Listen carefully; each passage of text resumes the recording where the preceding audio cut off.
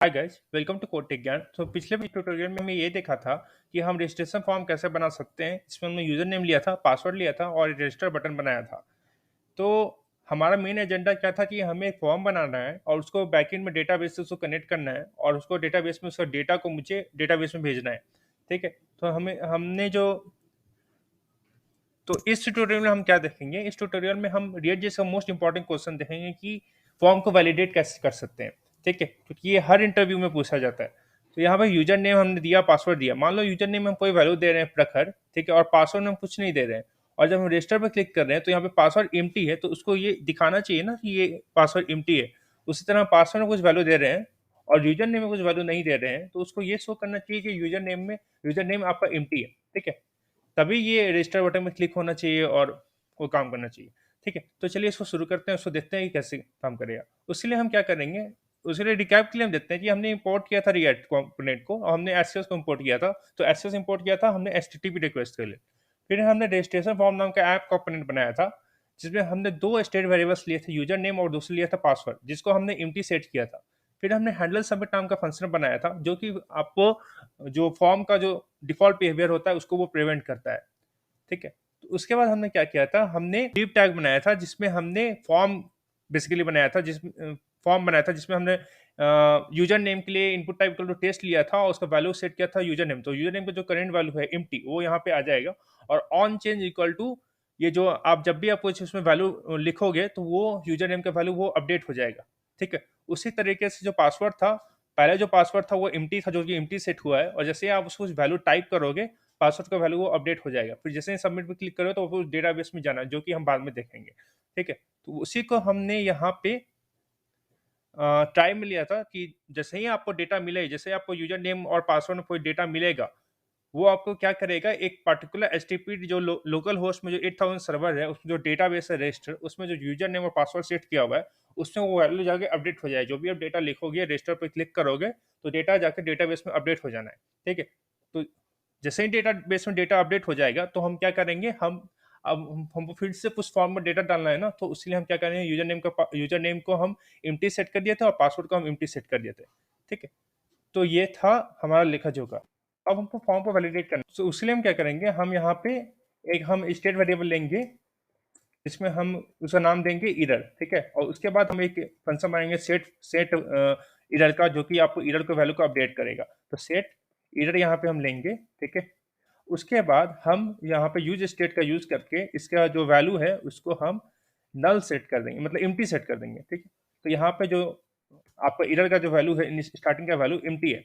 ठीक है, उसके बाद हम क्या करेंगे, अब हम फॉर्म को वैलिडेट हमें करना है। ठीक है, तो फॉर्म को वैलिडेट करने के लिए हम यहाँ पे क्या कर सकते हैं, हम एक वैलिडेट फॉर्म्स नाम का एक हम ऑब्जेक्ट बना सकते हैं। तो वैलिडेट, यहाँ पे वैलिडेट कुछ भी नाम दे सकते हैं, वैलिडेट फॉर्म एरर्स। ठीक है, तो यहाँ पे हमने ये सॉरी यहाँ पे हमने वैलिडेट फॉर्म एरर नाम का एक ऑब्जेक्ट बना लिया और उसको भी हम यहाँ पे एम्प्टी सेट दे देंगे। ठीक है, तो यहाँ पे एम्प्टी सेट हो गया, तो वैलिडेट फॉर्म्स में भी कोई डेटा नहीं है, एम्प्टी है। ठीक है, अब हम चेक करेंगे कि अगर अगर यूजर नेम डॉट ट्रिम, मतलब ट्रिम बेसिकली क्या करता है, आपका जो एक्स्ट्रा वाइट स्पेसेस है उसको हटा देता है। ठीक है, तो user name dot trim equal to empty.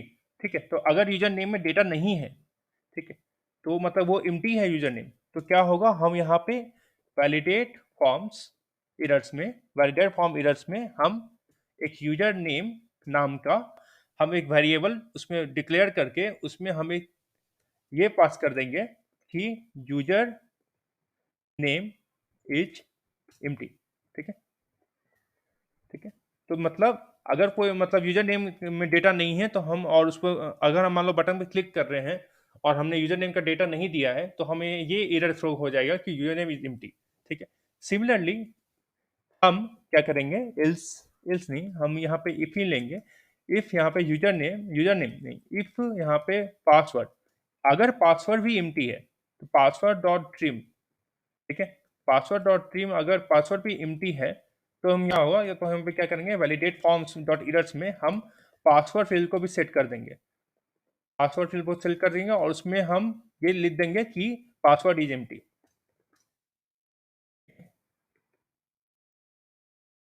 तो आप ये सोच रहे होगे कि आपने वैलिडेट फॉर्म्स क्रिएट कर दिया, तो इसका आपका यूजर नेम से क्या रिलेशन है, आप फिर पासवर्ड से आपने तो इनडायरेक्टली मतलब वैलिडेट फॉर्म्स में सेट किया, इसका तो मतलब आपने डायरेक्ट वैल्यू पास नहीं किया।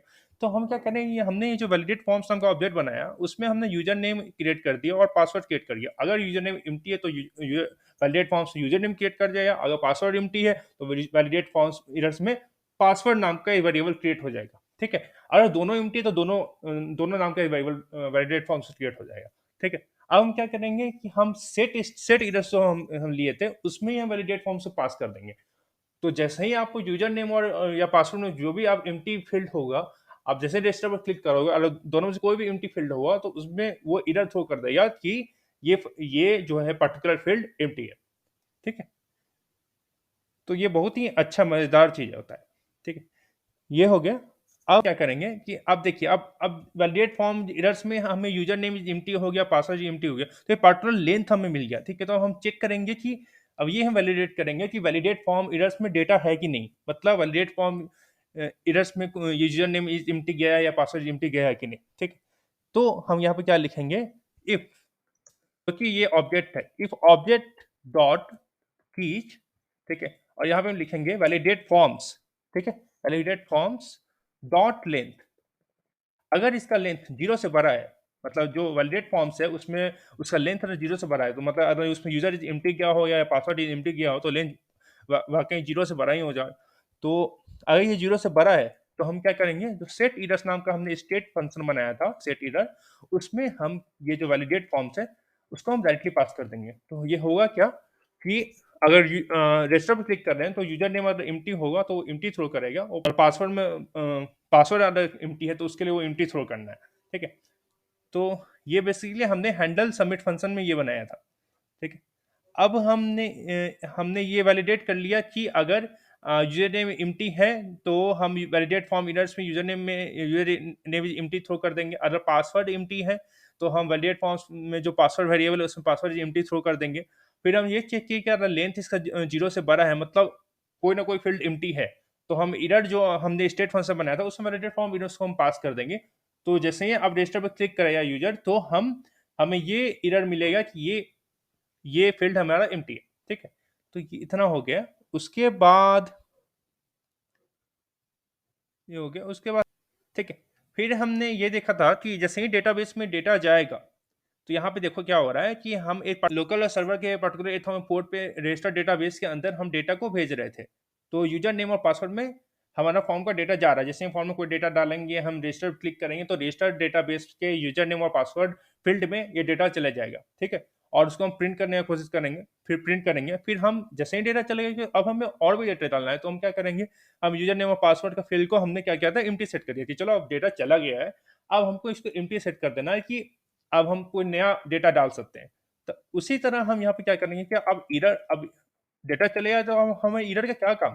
ठीक है, तो एरर का कोई काम नहीं, तो उसको भी हम यहाँ पे एम्प्टी सेट कर देंगे। तो यहाँ पे क्या होगा कि अब फिर से आपको कुछ डेटा डालना है तो उसमें एरर तो स्टार्टिंग में वो थ्रो नहीं करना चाहिए ना कि ये एम्प्टी है। जब तक डेटा आप डालोगे नहीं, बटन क्लिक नहीं करोगे तो एरर नहीं थ्रो करना चाहिए, राइट। तो अब ये सेट एरर भी, अब एरर भी एम्प्टी हो जाएगा।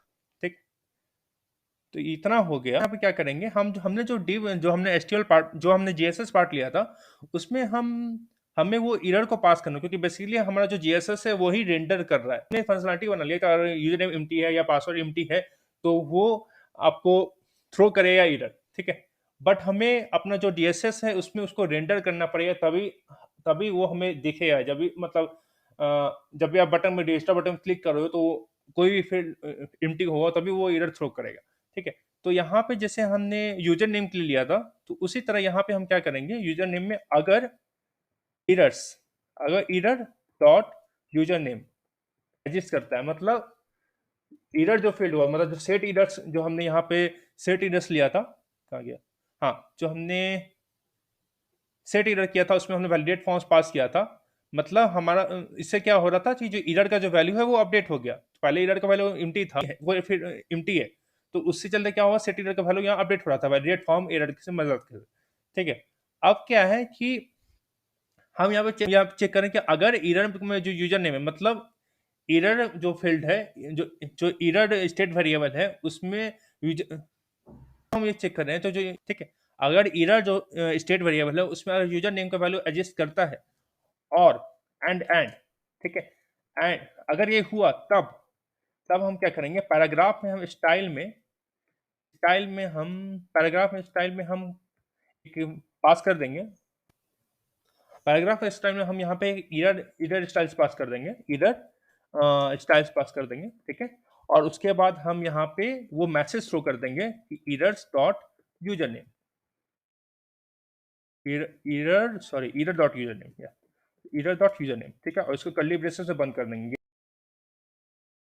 यहाँ पे ये एरर क्यों आ रहा है, यहाँ पे एरर इसलिए क्यों आ रहा है, क्योंकि हमने यहाँ पे एक गलती की, हमें इसको टैग में नहीं देना था, इसको हमने कर्ली ब्रेसेस में देना था।